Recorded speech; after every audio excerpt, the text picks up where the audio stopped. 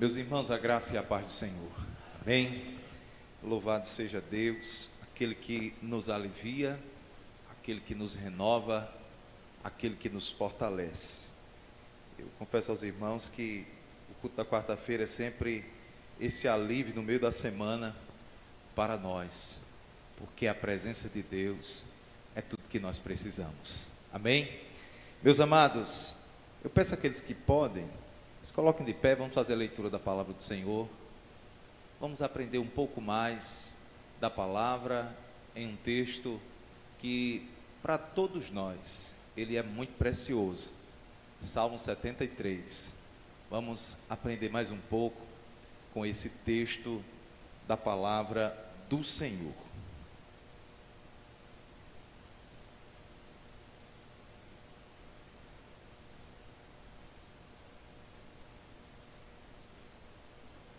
Os irmãos encontraram?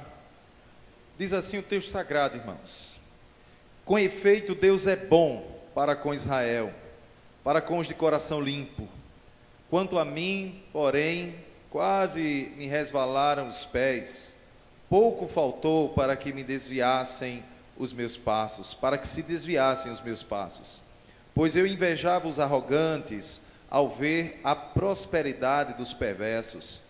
Para eles não há preocupações, o seu corpo é sadio e nédio, não partilham das canseiras dos mortais, nem são afligidos como os outros homens.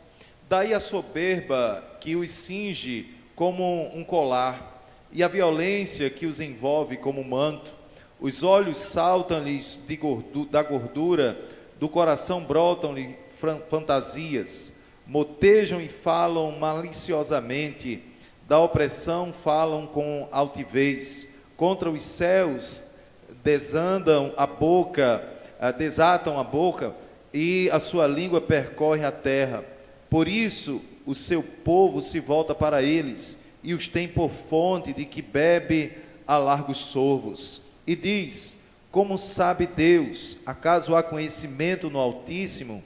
Eis que são estes os ímpios, e sempre tranquilos, aumentam suas riquezas.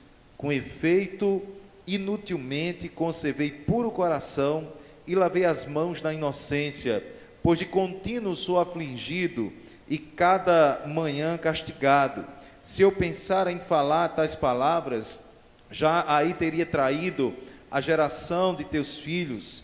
Em só refletir para compreender isso, achei muito pesada a tarefa para mim. Até que entrei no santuário de Deus e atinei com o fim deles. Tu certamente os pões em lugares escorregadios e os fazes cair na destruição. Como ficam de súbito assolados, totalmente aniquilados de terror, como ao sonho quando se acorda, assim, ó Senhor, ao despertares, desprezarás a imagem deles.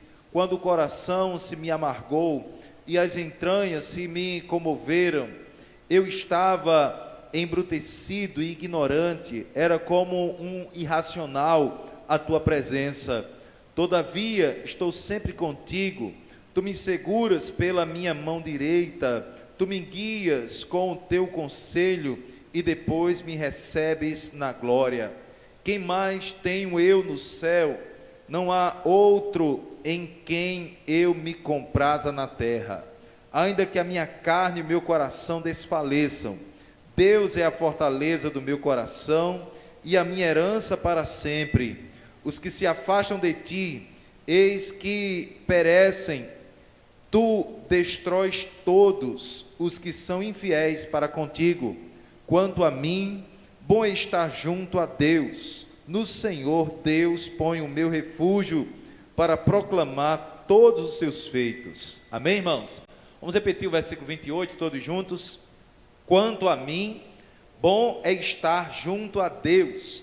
No Senhor Deus ponho o meu refúgio para proclamar todos os seus feitos. Vamos orar. Senhor, muito obrigado pela tua palavra. Aplica, Senhor, essa palavra em nossos corações e que possamos nessa noite aprender um pouco mais desse texto tão rico tão precioso para nós. É assim que nós oramos e te agradecemos em nome de Jesus. Amém e amém. Meus irmãos, há um atributo que pertence ao Senhor. Esse atributo é o atributo da onipresença. Então, é um dos atributos que somente Deus tem.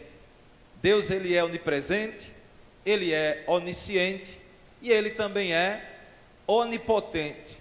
E aqui eu gostaria, nesse início, tratar com os irmãos sobre esse atributo da onipresença de Deus, que significa, irmãos, basicamente, que Deus está presente em todos os lugares, em todas as épocas, em todos os lugares desse universo. Corresponde não apenas à espacialidade de Deus estar em todos os lugares, de maneira que a onipresença de Deus corresponde a entendermos que Deus está aqui, Deus está em nossa casa, Deus está no lugar mais distante, Deus está no espaço, Deus está lá nos planetas mais distantes. É como diz o salmista lá no Salmo 139, se nós subimos aos céus, lá Deus está. Se nós descemos ao mais profundo abismo, Deus lá está também. Se nós armamos a nossa tenda e nos vamos até os confins dos mares, Deus ali, Ele está também. Isso corresponde, irmãos, à espacialidade. Deus está em todo lugar. Somente Ele tem esse atributo. Mas também a questão da temporalidade, porque Deus, Ele está aqui no presente, Deus está no passado, Deus está no futuro, porque para Deus não existe essa questão de temporalidade. Ele é eterno. De maneira, meus irmãos, que a presença de Deus preenche tudo aquilo que Ele criou. Mas existe, irmãos, uma presença que não tem a ver diretamente com a onipresença de Deus. É a presença do Senhor, que Ele, em sua graça, se revela a nós. É a presença do Senhor que pode ser percebida, sentida por mim e por você. E é exatamente, irmãos, essa presença que eu e você, nós precisamos perceber, nós precisamos sentir, porque quando nós não estamos nessa presença, quando nós não percebemos essa presença, nós começamos a naufragar na fé, começamos a viver uma vida angustiada. E é essa presença, meus amados, que nós vamos perceber aqui no texto, que nós precisamos, e foi o motivo pelo qual o salmista, ele começou a se angustiar, quando ele não sentiu mais essa presença do Senhor. E o salmista aqui, Asaf, era um homem, um levita, alguém que conhecia a palavra de Deus, que conhecia os atributos de Deus. E nós vamos perceber aqui no texto que ele, teologicamente, ele compreende quem é Deus, ele compreende quem é o ser de Deus, mas a partir do momento que ele deixa de sentir a presença de Deus, aquilo é para ele uma pedra de tropeço, quase que os seus pés, eles resvalaram. E aí, meus irmãos, nós aprendemos isso, que longe dessa presença de Deus, longe do santuário de Deus, só há, meus irmãos, desespero, angústia, trevas, não há alegria, não há felicidade. E graças ao Evangelho, nós encontramos a realidade de Jesus Cristo, que agora Ele está no meio do seu povo, no meio da igreja, e pelo sacrifício de Cristo, a presença de Deus não está mais restrita a um único lugar, como estava lá na antiga dispensação, no Antigo Testamento. Cristo, quando Ele morreu na cruz, Ele inaugurou um novo e vivo caminho. Pelo sacrifício dele, agora nós podemos invocar essa presença, nós podemos buscar essa presença, em todo e qualquer lugar. É no culto coletivo, mas também em casa, é quando estamos viajando, é lá no trabalho, fazendo os afazeres domésticos. Nós podemos, pelo sacrifício de Cristo, invocar essa presença do Senhor. Perceba, Deus está lá na sua casa, mas para você sentir a presença dEle, você tem que invocar o nome dEle, você tem que entrar em uma dimensão espiritual, você tem que clamar ao Senhor pelo sangue de Cristo. É necessário, irmãos, ter essa consciência, porque o véu do templo já foi rasgado, de alto a baixo, e agora, o Deus que é Espírito, Ele procura verdadeiros adoradores, que o adorem em espírito e em verdade, que busquem e que invoquem a sua presença. Hoje, irmãos, nós estamos em um tempo que é mais fácil para o servo e a serva de Deus invocar essa presença, perceber essa presença, sentir essa presença. Fazendo aí um paralelo com a antiga dispensação, antes de Cristo, isso era possível lá no tabernáculo, no santo, no dia lá da expiação, né? E para ser mais preciso, apenas o sumo sacerdote é que tinha acesso ao santo dos santos, ao lugar da presença do Senhor. Hoje não, irmãos, hoje todo crente pode clamar, pode buscar essa presença, e é necessário entendermos que isso é uma questão vital para nós, porque é na presença de Deus que há alegria, irmãos, é na presença de Deus que há cura, é na presença de Deus que há satisfação, é na presença de Deus que há restauração, é na presença de Deus que a nossa alma ela é saciada. Contudo, meus amados, apesar de toda essa facilidade que nós temos hoje, por causa do sacrifício de Cristo, parece que justamente por essa facilidade acessível a nós, nós nos tornamos negligentes e não buscamos mais essa presença do Senhor.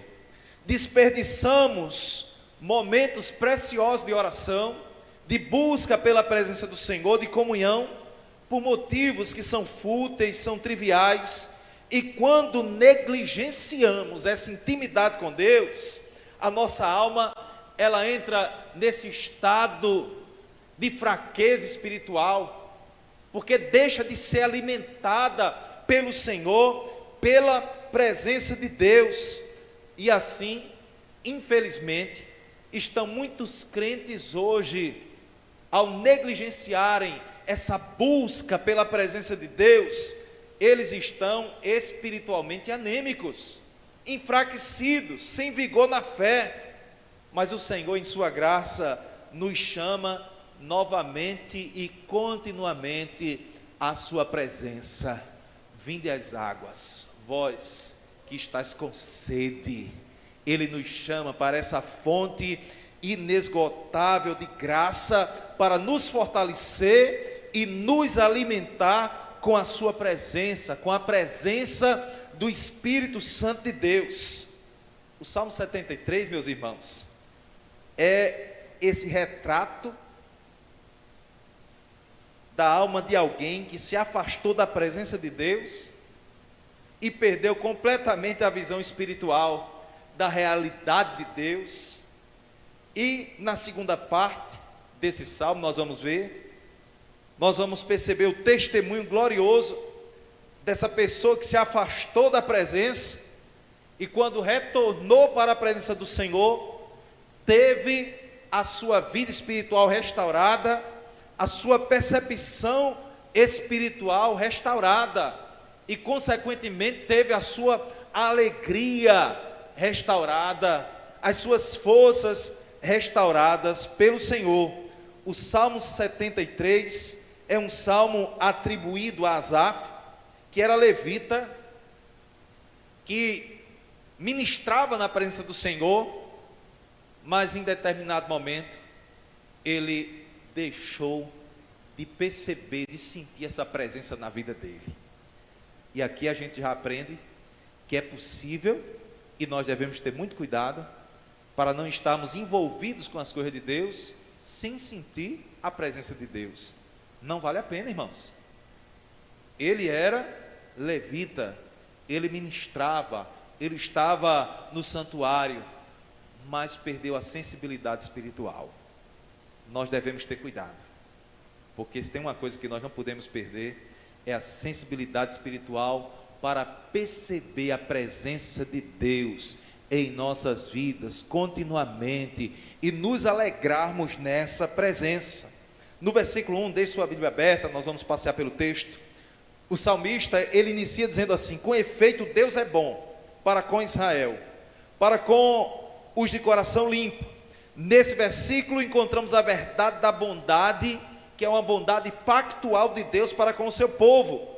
E por que Deus é bom para com o seu povo, para com aqueles que são limpos de coração, que significa aqui, nós vamos ver, aqueles que se inclinam para obedecer a palavra de Deus. Deus é bom para com Israel, porque ele fez um pacto com o seu povo.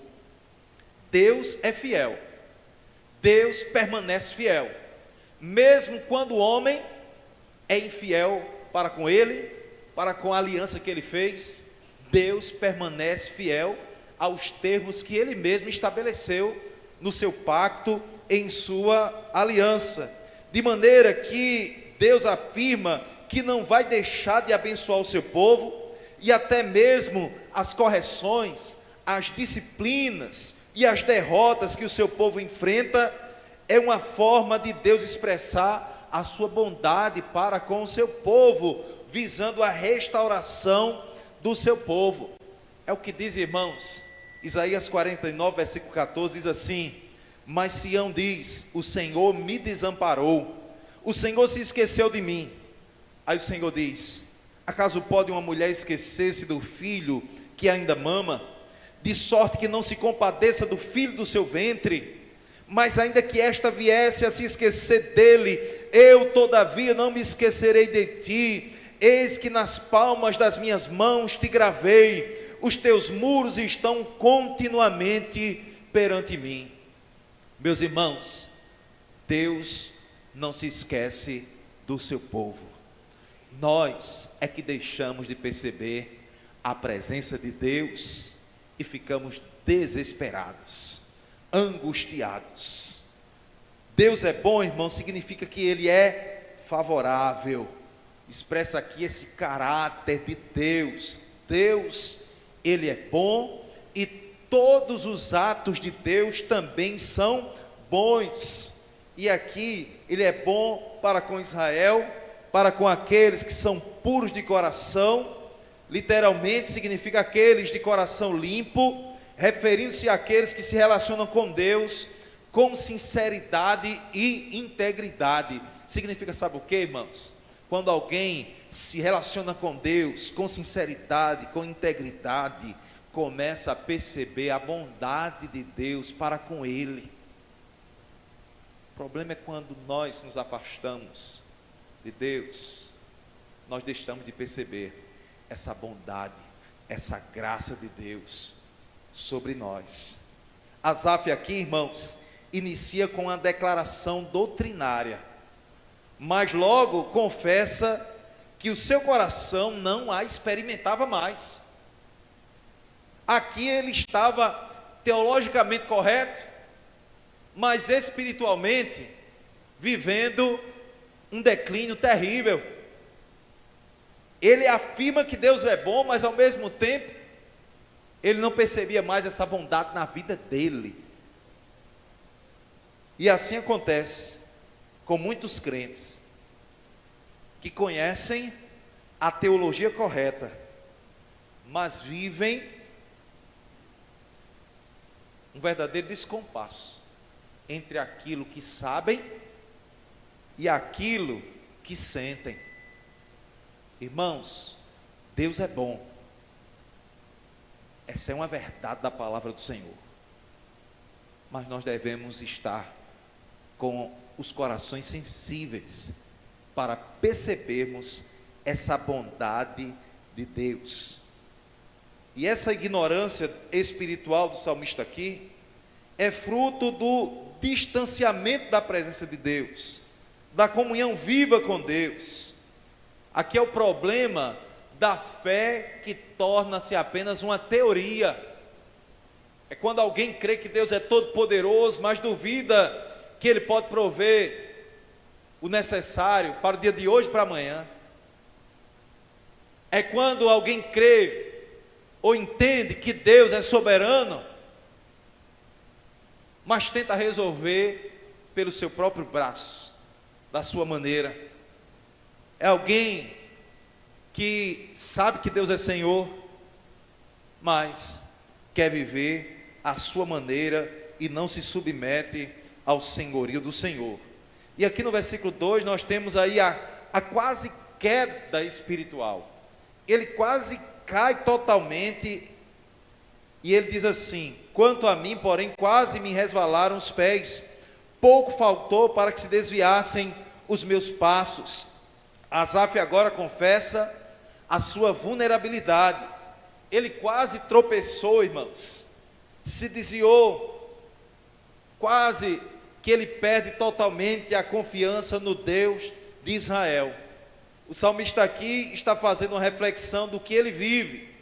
Ele olha para a sua experiência pessoal com Deus e diz assim: foi por pouco, quase que eu me desviava, quase que eu ia definitivamente para longe da presença de Deus. E aqui, meus irmãos, a essa altura, nós encontramos algo que é peculiar das Escrituras.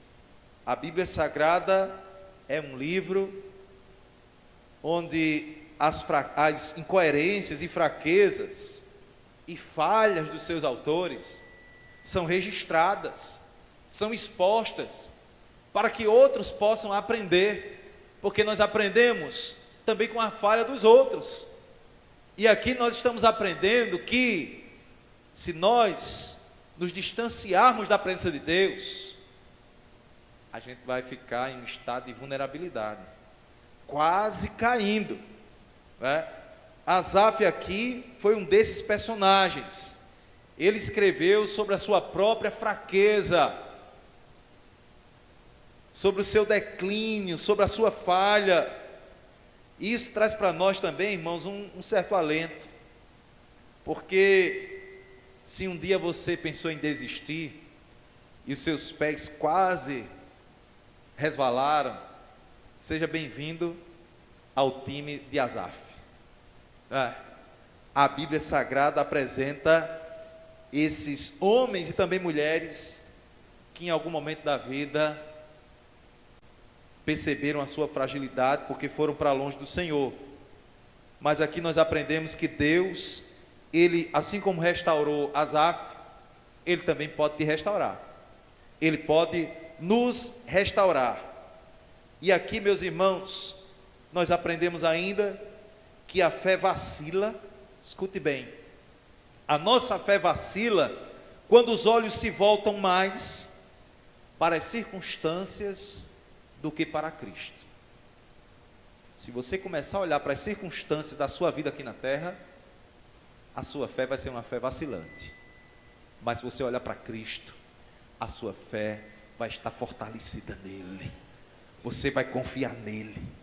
O primeiro passo, irmãos, para a restauração aqui em Asaf foi admitir: quase que eu caía, meu Senhor, quase Senhor, quase resvalaram os meus pés.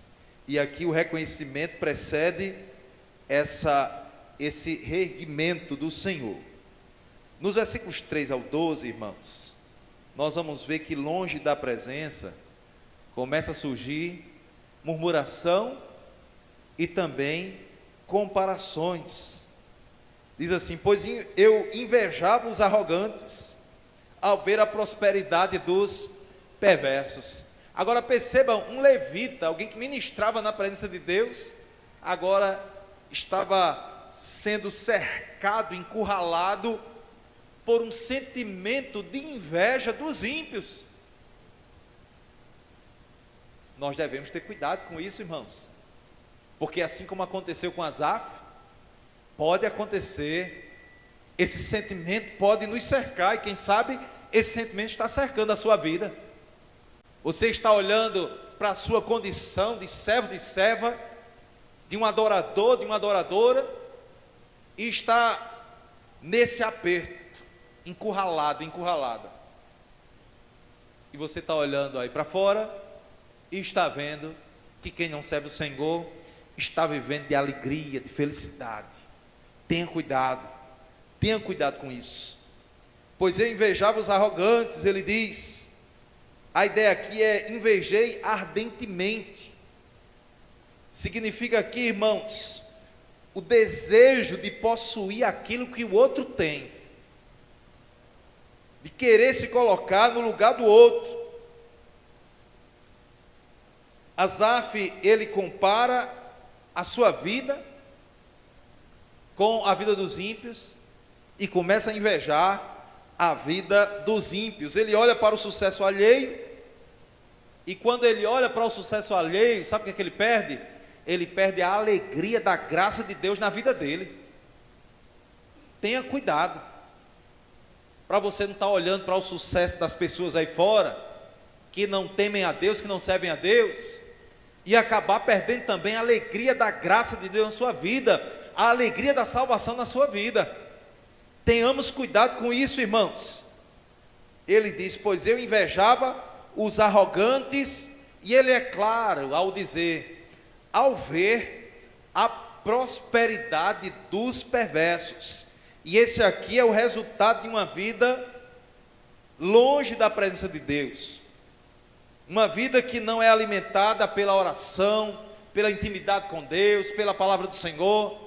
Começa a olhar para os arrogantes, para os pecadores, e começa a ter inveja. Não devemos ter inveja, irmão, daqueles que não temem ao Senhor. Não tenha inveja daqueles que não temem ao Senhor, por mais que eles aparentemente estejam bem. Não tenha inveja.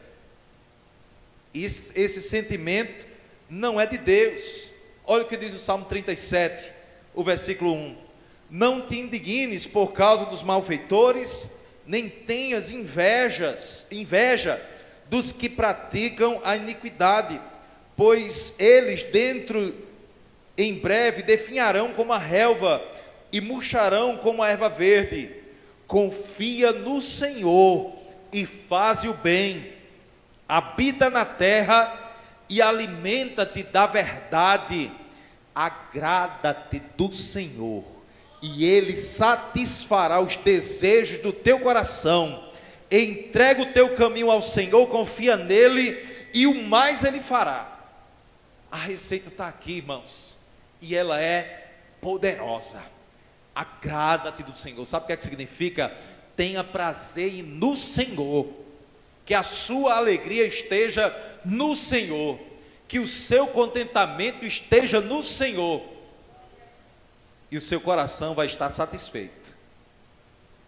Confia no Senhor, entregue seu caminho a Ele, e o mais Ele fará. Não inveje os ímpios, não inveje os famosos que vivem de forma regalada, com vidas fartas, mas vivem longe de Deus. Não queira viver como os perdidos, de forma alguma. Não queira viver como os filhos da rebeldia, como os filhos da ira. Você agora é filho e filha de Deus. Busque a presença do seu Pai, e Ele vai satisfazer o seu coração. Meus irmãos, aqui nós aprendemos ainda que quando a comunhão com Deus, a intimidade com Deus, a adoração a Deus acaba, começa a comparação. Você começa a se comparar. E se tem uma coisa que é destrutiva na vida do ser humano, é uma vida de comparação. E isso tem que estar em nossa mente e em nosso coração continuamente, porque nós somos expostos todos os dias a uma vida de comparação. Nós temos hoje acesso a muitas informações e a vida, a particularidade da vida de muita gente nas mídias sociais. E se você começar a viver uma vida de comparação, porque fulano tem isso e eu não tenho, porque fulano faz isso e eu não faço, porque fulano viaja, passa todo fim de semana em tal lugar e eu não vou. Se você começar a viver uma vida de comparação, você vai viver uma vida infeliz, de tristeza e de murmuração. As redes sociais, o status e a aparência das pessoas nas mídias sociais produzem esse resultado, uma vida de comparação, e nós devemos ter cuidado, porque senão você vai dizer assim: por que eles e não eu? Porque ele tem e eu não tenho, ele não serve a Deus e eu sirvo, mas ele vive melhor do que eu. Alegre-se no Senhor, ande na presença do Senhor, porque, irmãos, a comparação é o caminho mais curto para a murmuração e a ingratidão. A gente vai começar a deixar de agradecer a Deus por aquilo que Ele já nos deu, e vamos começar a reclamar por aquilo que a gente não tem, por aquilo que o outro tem e a gente não tem. Nos versículos 4 ao 12, nós vamos ter essa distorção da realidade. É uma espécie, irmãos, aqui de cativeiro, literalmente. Asaf aqui descreve os ímpios saudáveis, prósperos, altivos. Ele os vê sem nenhum tipo de dor, sem nenhuma angústia, cercado de soberba, blasfemando contra Deus e ainda assim vivendo bem. Ele diz no versículo 4, acompanha a leitura: para eles não há preocupações, o seu corpo é sadio e nédio, não partilham das canseiras dos mortais, nem são afligidos como os outros homens. Daí a soberba que os cinge como um colar, e a violência que os envolve como um manto. Os olhos saltam-lhes da gordura, do coração brotam-lhes fantasias, motejam e falam maliciosamente, da opressão falam com altivez, contra os céus desandam a boca, e a sua língua percorre a terra. Por isso o seu povo se volta para eles, e os tem por fonte de que bebe a largos sorvos, e diz: como sabe Deus? Acaso há conhecimento no Altíssimo? Eis que são estes os ímpios, e sempre tranquilos aumentam suas riquezas. Meus irmãos, ele vai descrever aqui essa realidade que é terrena, que é momentânea e que não é real plenamente. Porque aqui o que ele está sofrendo, ele está passando por um momento em que ele olha somente para o lado bom daqueles que estão vivendo longe de Deus. E aí o Senhor vai confrontá-lo, a palavra vai mostrar que não é bem assim. Mas aqui nós aprendemos que negligenciar nossa comunhão com Deus também nos levará a essa triste condição, porque quem não leva uma vida de devoção a Deus, vai começar a viver essa vida de comparação e de distorção da realidade, vai começar a achar que todo mundo vive muito bem, principalmente aqueles que vivem longe de Deus. Meus irmãos, a prosperidade sem a piedade, sem adoração a Deus, não é bênção da parte de Deus. O sucesso do ímpio não é bênção, não é bênção não, é literalmente um pré-juízo, é um prejuízo, é como literalmente uma calmaria antes da tempestade.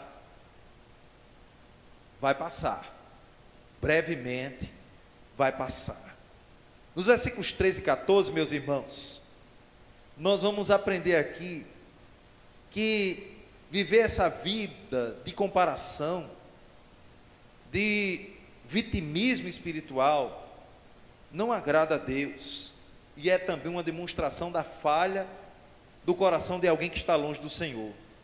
Ele vai dizer, com efeito, no versículo 13, com efeito, inutilmente conservei puro o coração e lavei as mãos na inocência, pois de contínuo sou afligido a cada manhã, e a cada manhã castigado.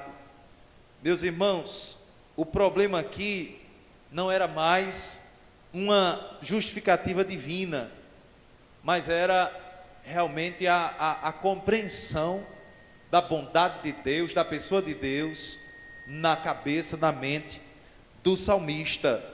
Ele esperava que, por servir a Deus, ele fosse a pessoa que não ia enfrentar enfermidade, que não ia ter nenhum dano, que ia prosperar e que ia ser melhor do que todos os outros.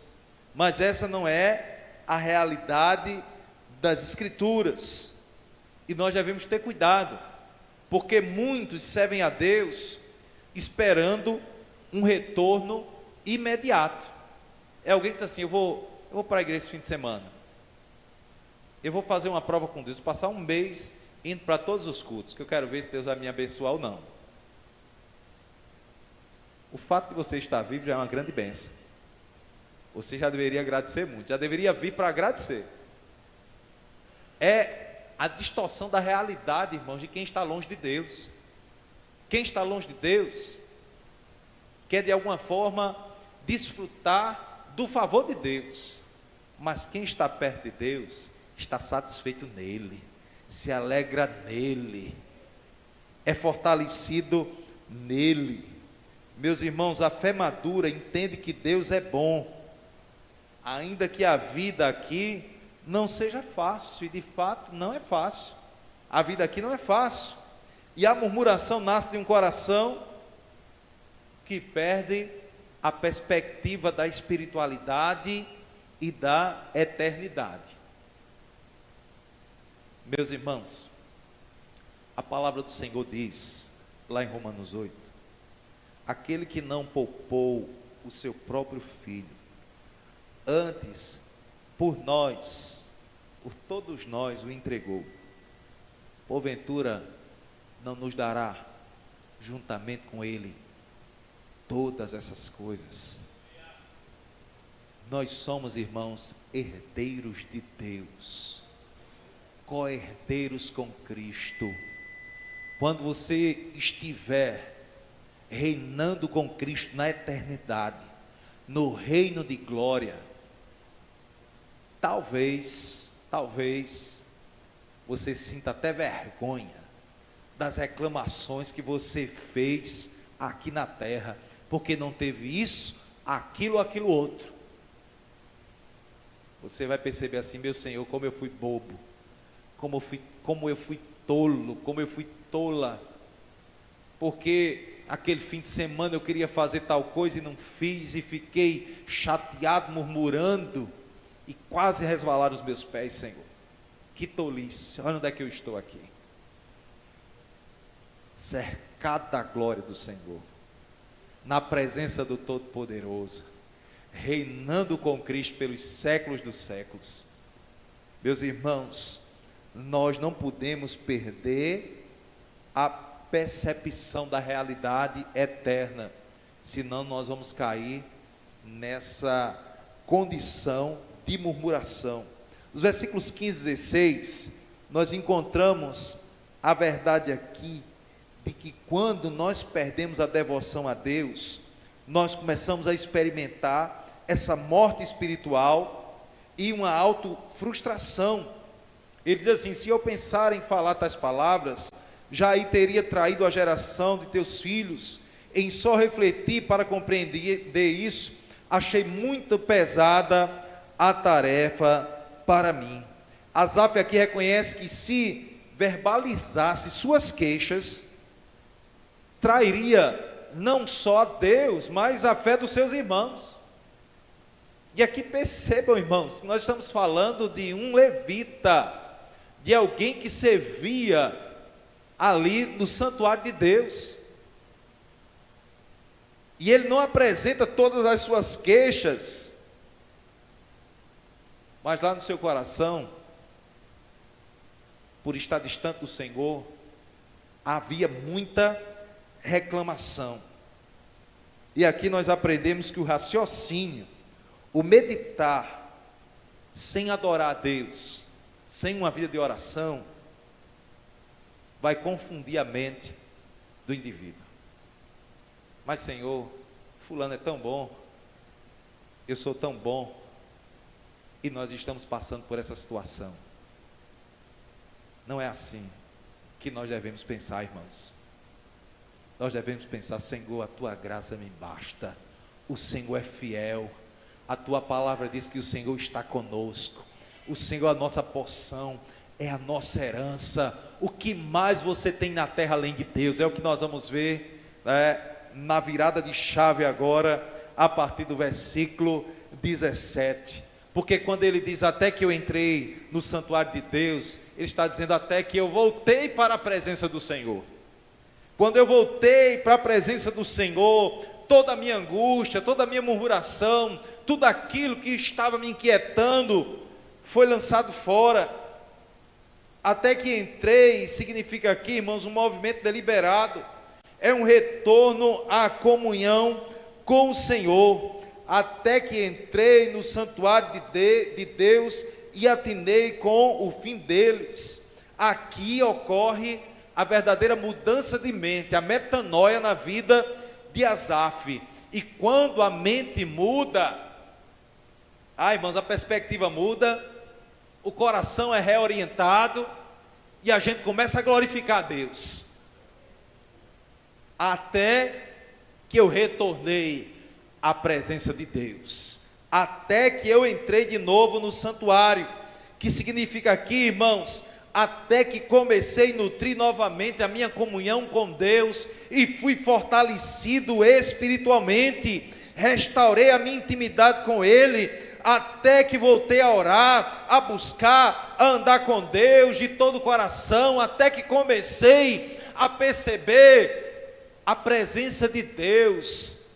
Eu não estava mais crendo apenas na onipresença dEle, mas eu estava agora sentindo a presença dEle, e estava vivendo nessa presença. Meus irmãos, quando nós estamos na presença de Deus, tudo muda, a atmosfera muda, a energia muda, a percepção muda, a murmuração dá lugar à glorificação, à adoração de Deus. Na presença do Senhor passamos a enxergar a vida sob a luz da providência, do governo soberano de Deus. Deus é fiel, é todo-poderoso, governa todas as coisas, nada acontece alheio à vontade de Deus. Meus irmãos, é essa presença que nós precisamos. A fé, ela é renovada na presença de Deus, o coração volta a crer que todas as coisas cooperam conjuntamente para o bem daqueles que amam a Deus. Até mesmo aquilo que a gente não entende, está cooperando para o nosso crescimento, para o nosso aperfeiçoamento espiritual. Percebemos então que os sofrimentos do tempo presente não podem ser comparados com o peso de glória que há de ser revelado em cada um de nós. Irmãos, nós não podemos invejar os arrogantes, os ímpios. Não inveje. Não inveje. Quando você estiver olhando lá no seu Instagram, na sua rede social, não inveje em nome de Jesus. Porque o invejar os arrogantes, irmãos, é blasfêmia contra Cristo. É depreciar a graça. É desprezar a alegria da salvação.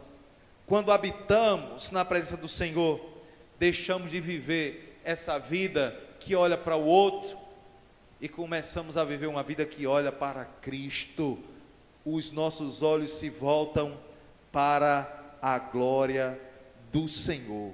Portanto, meus amados, a receita da palavra, a orientação que nós encontramos aqui é: entre de novo na presença de Deus em oração. É no altar, irmãos, que o coração é curado. A presença de Deus continua curando hoje, continua restaurando hoje. Para encerrar, meus irmãos, já pulando,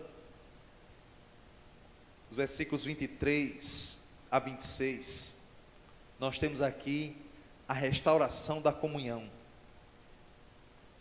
a alegria da alma restaurada na presença de Deus. Olha o que diz o versículo 23: todavia estou sempre contigo, tu me seguras pela minha mão direita, tu me guias com o teu conselho e depois me recebes na glória. Quem mais tenho eu no céu? Não há outro em que eu me compraza na terra. Ainda que a minha carne e meu coração desfaleçam, Deus é a fortaleza do meu coração e a minha herança para sempre. Irmãos, segurar pela minha mão direita significa agarrar firmemente, sustentar. Sabe o que é que significa isso? A iniciativa é de Deus. Asaf está dizendo o seguinte: Deus me sustentou. Os meus pés quase resvalaram e eu quase caí. E eu só não caí porque Deus me sustentou. Ele me segurou pela minha mão direita. Mesmo quando Asaf se sentiu longe, Deus nunca o soltou. Amém? E quantas vezes, irmãos, Deus já fez isso conosco? Quantas vezes nós quisemos correr para longe e o Senhor nos sustentou? Lembre-se das vezes que você por um triz não caiu. Foi Deus na sua vida. E ele fala aqui em aconselhar, que significa dirigir sabiamente. O Senhor não apenas perdoa, mas Ele reeduca a nossa alma, nos aconselhando, dizendo: filho, filha, é na minha presença que você é restaurado, fortalecido. O conselho aqui, irmãos, é a revelação da palavra, é a direção do Espírito Santo. E ele diz: mas me recebe na glória. Aqui, irmãos, significa acolher. O Senhor nos acolhe na sua glória. E ele diz mais: quem mais tenho eu no céu? A pergunta aqui, irmãos, significa que Asaf não estava mais buscando os benefícios de Deus. Ele estava buscando o próprio Deus como seu tesouro supremo. Há uma grande diferença, meus irmãos, em buscar a Deus por querer ser abençoado e buscar a Deus porque reconhece que Deus é o nosso bem supremo, é o nosso tesouro. E ele diz mais aqui no versículo 25: não há outro em quem eu me compraza na terra. Sabe qual é a declaração aqui dele? Está dizendo o seguinte: não há mais nada na terra que me dê a alegria que somente o Senhor me dá. Nenhum bem, nenhuma pessoa, nada, nenhuma posição, nada nesse mundo me dá a alegria que só o Senhor me dá. No versículo 26 ele diz: Deus é a fortaleza do meu coração e a minha herança para sempre. E aqui, irmãos, ele lembra-se, sabe o que é que ele lembra-se? Lá em Números 18 e 20, o Senhor vai dizer que não, a tribo de Levi não receberia porção de terra. O Senhor vai dizer: eu sou a tua porção e a tua herança. Ele lembra disso.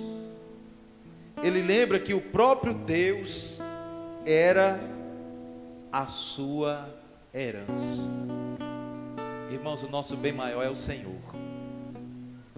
A nossa herança, a nossa porção é o Senhor. a satisfação preencheu o coração dele. Quem mais tenho eu no céu? Meus irmãos, o Salmo 73 começa com confusão, dizendo assim: quase me resvalaram os pés. Mas ele termina com comunhão. Comunhão. Perceba, a confusão, porque ele estava longe de Deus. E agora, por estar na presença, a comunhão e a adoração. O homem que invejava os ímpios no início do Salmo, agora ele se deleita em Deus, porque ele está na presença do Senhor. Ele não inveja mais os ímpios, ele tem deleite no Senhor. A alma que murmurava porque estava distante de Deus, agora essa alma canta porque está na presença, irmãos.